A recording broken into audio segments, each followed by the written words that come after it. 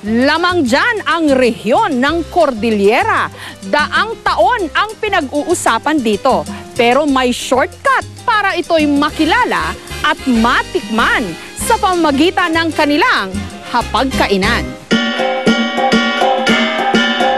Bahagi na ng kultura at tradisyon ng mga tiga-Cordillera ang mga ritual o seremonyas ng pagpapasalamat.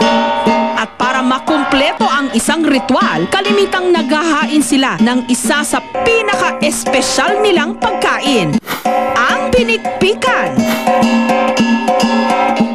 Tinawag itong pinikpikan dahil sa pambihirang paraan ng pagluluto nito. Ang manok o pato dahan-dahang hinahampas o pinipikpik ng patpat hanggang mamuo ang dugo nito sa katawan at mamatay. Kaya nga ba ang ilan ang tawag sa pinikpikan, killing me softly? Mas masarap daw kasi ang karne ng manok o pato kung hindi ito pinadugo noong kinatay. Mas malasa raw kung ang dugo namuo sa laman. Kapag patay na ang manok, sunod na susunugin ang balahibo. At saka ito kakatayin. Ilalaga sa tubig na may asin. Pero para sa mga animal rights activists, masyadong marahas ang paraan ng paglulutong ito. Pero depensa naman ng mga kapatid nating Igorot. Bahagi ito ng mayaman nilang tradisyon.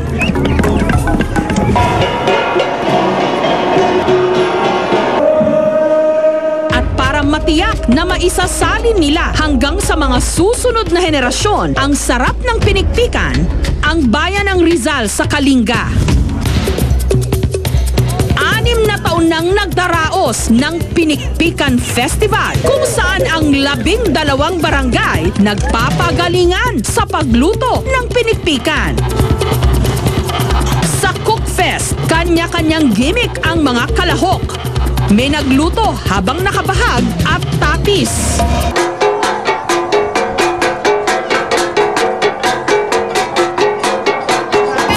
Iba naman, nagpatikim pa ng katutubong sayaw. Kapartner, ang mga lulutuing manok. Yung manok, yung ang ugali namin Kalinga, pagka meron ganitong piyesta, ipapakita namin na may papartyan na manok.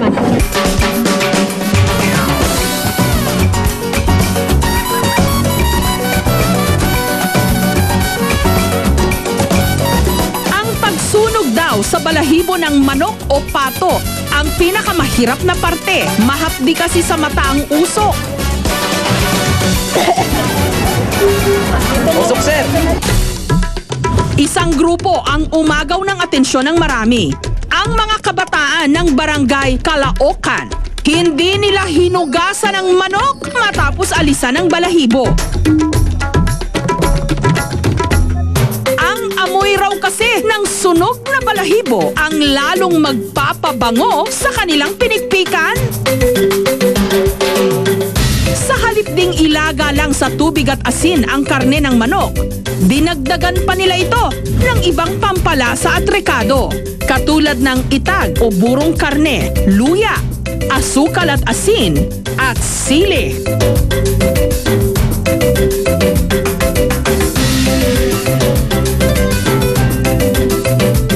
Pinikpikan po namin ngayon ay talagang naiba na dahil marami ng mga sangkap na mga rekado.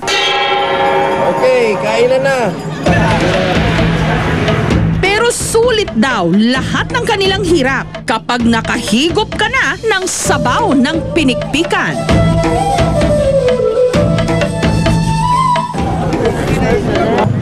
Medyo maalat pero masarap talaga, malinamnam at saka maamoy mo yung spice.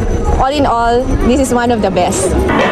Sa huli, ang itinanghal na kampyon, ang pinikpikan ng mga tiga-barangay Liwan East. Pinikpikan is one of the best traditional. It is done Many years ago, it just carried to the young generations up to now. Kung may ipinagmamalaking itag ang mga tiga Mountain Province, kaya raw itong tapatan sa pasarapan ng isa ring uri ng burong karne na pinauusukan ng mga tiga Kapangan sa Benguet, ang kiniing.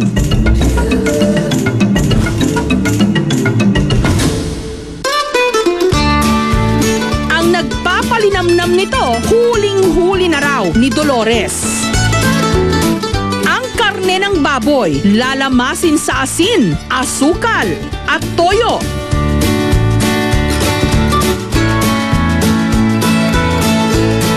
At saka itutuhog sa patpat. Ngayon, pwede nang pausukan ng 3 araw. Para raw kapit na kapit ang sarap. Ang gamit ni Dolores sa pagpapausok ng kiniing, dahon ng bayabas. Para bumango yung karne. Umaabot daw ng 3 hanggang 4 na araw ang pagpapausok sa kiniing para mas tumagal ito at hindi mabulok. Pero kung gaano katagal itong ihanda, pwede naman daw daanin sa paspasan. Kailangan pakuluan ang kiniing sa tubig para lumambot. Igisa sa kamatis, luya, at dahon ng sibuyas. At meron ng Benguet Express o ginisang kiniing. Nalasahan namin yung parang tuyo na baboy na parang walang kahambing na ibang lasa eh. Medyo maalat ng kunti kasi naka-preserve sa asin ito eh. Kung panghimagas naman ang pag-uusapan, kilalanin ang sarap ng mga kakanin ng mga igorot.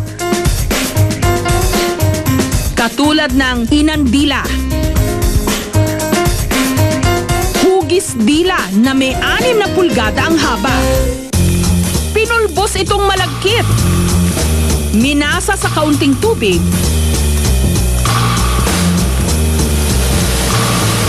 At saka inirolyo sa dahon ng saging na pinahira ng mantika. Pinipindot po ng daliri ko itong malagkit para magiging dila ba?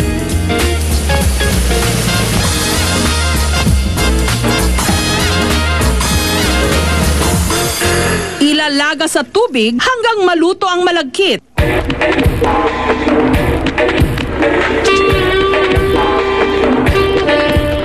Ang katerno nitong ladak o latik, gawa sa pinakuluang gata ng nyog na tinimplahan ng asukal at tubig.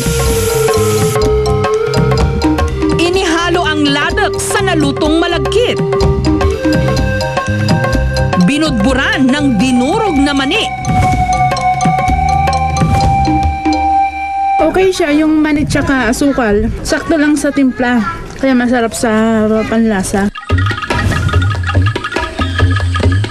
Ang mga tiga-Banawe naman sa Ifugao, may sariling bersyon ng pinaghalong biko, banana Q at kamote Q. Ang dikat turon. Una munang isinaing ni Leona ang pulang malagkit sa gata at asukal para gawing dikat, kakaning may hawig sa biko. So habang inaantay natin na maluto ang ating malagkit sa gata, magbabalat na tayo ng ating kamote saka saging. Ang saging na saba at kamote naman, pinagulong muna sa asukal. At saka iprinito. Sunod na ipinalaman ni Leona ang dikat sa iprinitong saging at kamote. Binalot ng lumpia wrapper.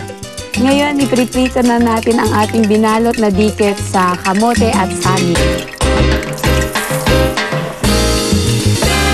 Heto na ang Banawes Deli, dikat turon. Minsan tatanungin kami kung meron kami nung kanin na galing sa rice recess na pwede namin gawing panghimaga. So, ini-introduce namin itong diket turon. crunchy. Para siyang kakanin, parang turon, na merong distinct taste yung ating kamote. Very good, okay, masarap. Daanan man ng matinding unos at pagsubok ang mga kapatid natin sa Cordillera. Patuloy pa rin silang titindig, sintatan ng Banawe Rice Terraces. Hindi lang para ipakita ang kanilang makukulay na tradisyon, kundi para ipatikim din ang hagdang-hagdang sarap ng kanilang mga katutubong pagkain.